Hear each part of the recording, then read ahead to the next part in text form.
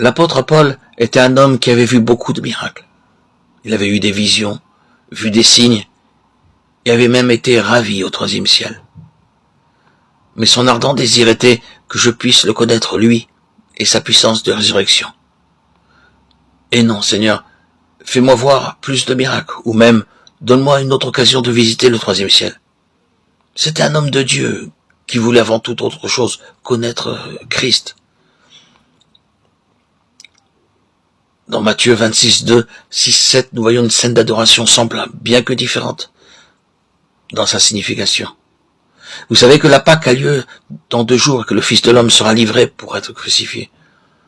Alors que Jésus était à Béthanie, dans la maison de Simon le lépreux, une femme s'approcha de lui, tenant un vase d'albâtre qui renfermait un parfum de grand prix. Et pendant qu'il était à table, elle répandit le parfum sur sa tête. Lorsque Marie l'adora, elle avait auparavant oint ses pieds. C'était 6 jours pleins avant la Pâque. Mais là, c'est seulement 2 jours avant la Pâque. Et nous la voyons lui oindre la tête, parce qu'elle comprend qu'il est sur le point de mourir pour les péchés du monde entier.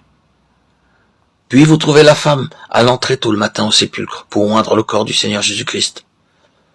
Cet acte de respect symbolisait leur foi dans son triomphe sur la mort et la nouvelle création qu'il voulait manifester afin que la pleine gloire de Dieu puisse être pleinement vue dans les jours à venir. Maintenant, regardons finalement à une vision plus glorieuse qui vous est décrite dans Apocalypse 5, 11 à 14. C'est l'église glorieuse du Seigneur Jésus-Christ, avec la multitude des anges, tous unis pour l'adorer. Et leur nombre était des myriades de myriades et des milliers de milliers.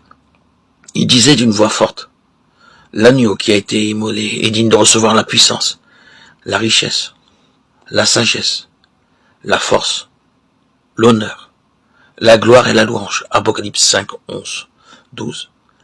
C'est une vision du travail, du service parfait dans le ciel. C'est ce qui sera lorsque nous le verrons face à face, à la table du Seigneur. Nous avons ce message. Mon Dieu revient. Il doit revenir afin que le travail qu'il a commencé puisse être parfait. Il ne peut être parfait tant qu'il n'est pas revenu. C'est exactement ce que nous faisons à la table.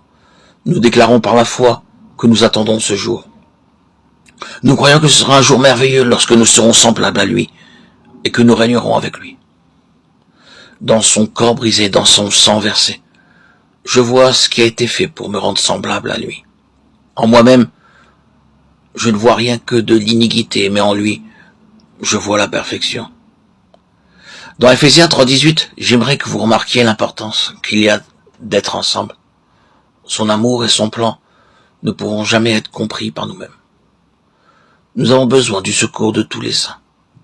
Que vous puissiez comprendre avec tous les saints quelle est la largeur, la longueur, la profondeur et la hauteur, et connaître l'amour de Christ qui surpasse toute connaissance, en sorte que vous soyez remplis jusqu'à toute la plénitude de Dieu.